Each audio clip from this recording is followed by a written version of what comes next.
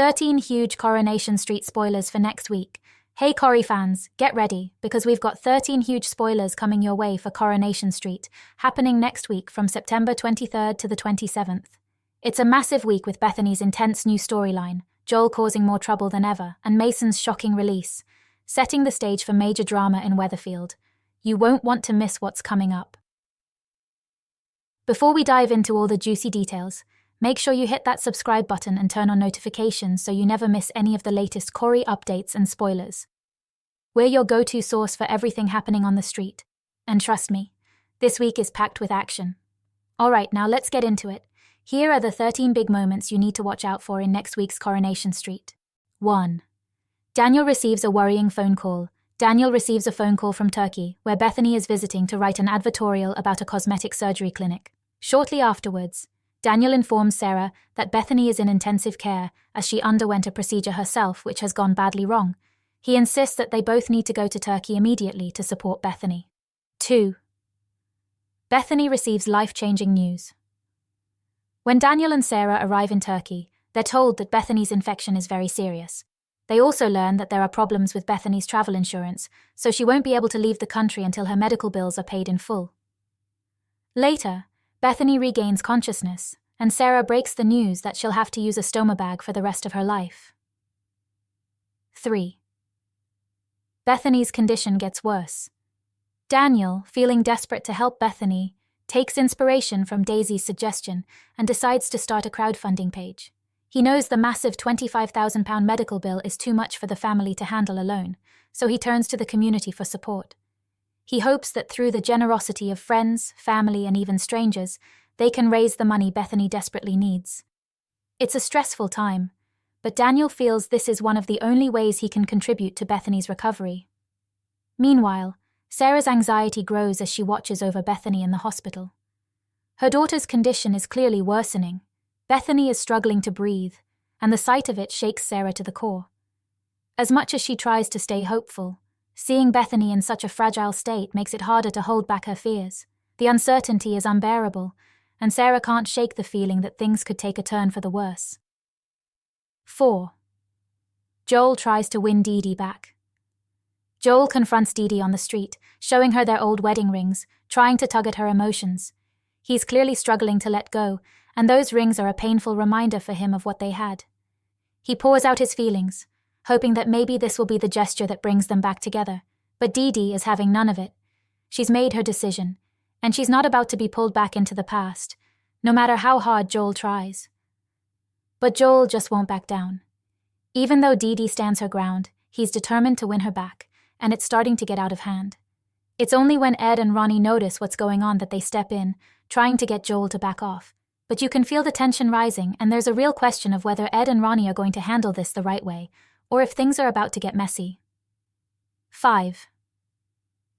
Lauren receives a mysterious payment. Lauren has been keeping a close eye on Joel using the tracking app, but things are starting to get really weird. She tells Dee-Dee that Joel's been hanging out in some strange places, a field and an industrial park of all spots.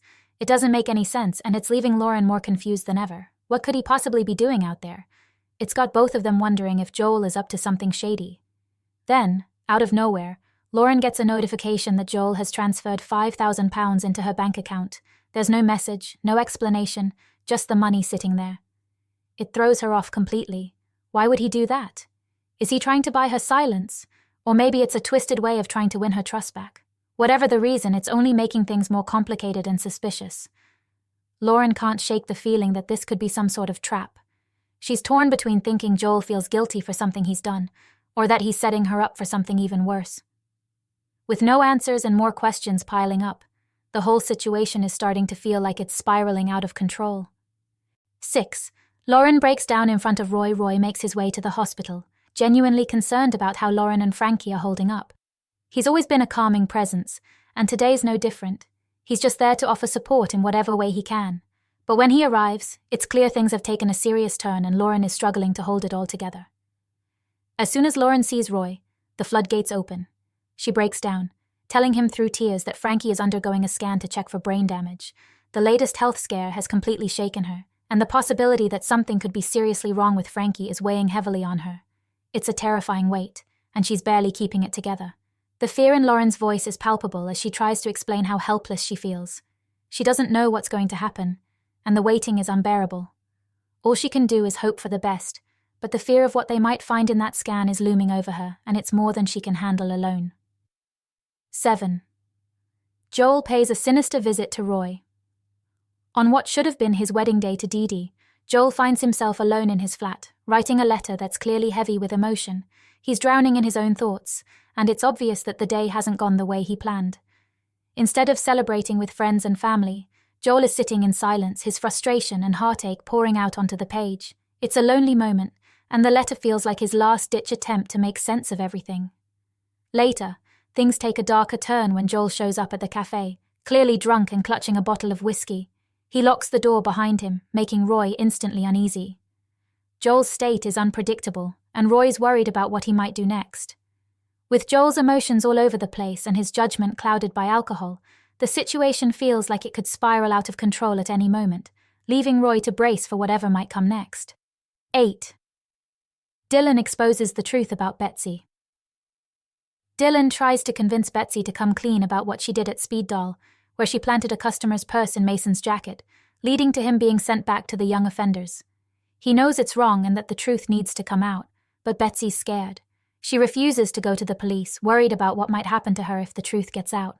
Dylan can't believe she's still keeping quiet, knowing how serious the situation is. Feeling stuck, Dylan decides he can't handle this alone anymore and turns to Sean for help. He spills everything, telling Sean about Betsy's actions and how it led to Mason's downfall. Dylan hopes that Sean can step in and figure out a way to fix this mess because it's starting to weigh heavy on him, and keeping the secret is getting harder by the day. 9. Mason returns again. Tensions flare up as Mason returns to the cobbles and faces off against Betsy, Dylan, and Liam. Gary arrives on the scene after being tipped off by Liam, but he risks making matters worse by grabbing Mason and pinning him against the wall. Stu is next to get involved as he pulls Gary off from Mason. Feeling terrible about the Speed Doll incident, Stu apologizes for not believing Mason and offers him his job back. 10.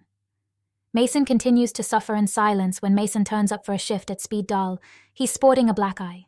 Stu and Yasmin aren't sure what to believe when Mason claims that he was hurt in an accident. Gary and Maria also have their say, opposing Stu and Yasmin's decision to rehire Mason in the first place. Later, Mason sneaks into the restaurant after hours with his sleeping bag, as he clearly has nowhere else to stay. 11. Paul's loved ones plan a unique send-off. Billy and Bernie continue to clash over the plans for Paul's funeral.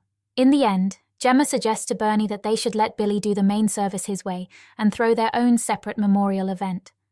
The Winter Browns come up with a plan to organize a rave, and they hope Kit can pull some strings by getting the street closed for the night. Meanwhile, Billy is upset when he finds out that Paul's funeral will take place on what would have been their first wedding anniversary. 12. Tyrone and Fizz receive concerning news. Tyrone and Fizz head to the bistro for a daytime date to celebrate Fizz's 40th birthday. The couple are interrupted by a text from the school, alerting them to Hope's new secret vaping habit. 13. Hope resorts to stealing. Hope ignores Tyrone and Fizz's warnings over the harmful effects of vaping. She goes ahead and steals a new batch of vapes from the corner shop. On her way out, Hope accidentally knocks vapes off the shelf, which attracts Artie's attention. Will she be caught out for the second time in a week? And there you have it, folks. 13 massive spoilers for next week's Coronation Street episodes, running from September 23rd to the 27th. It's going to be an intense week full of twists and drama, with Bethany's life hanging in the balance, Joel stirring up trouble, and so much more. If you want to stay updated on all the latest Corrie news and never miss a spoiler, make sure to hit that subscribe button and turn on your notifications. We'll be here with all the updates, and trust me, you don't want to miss what's coming next. Thanks for watching, and we'll catch you in the next video.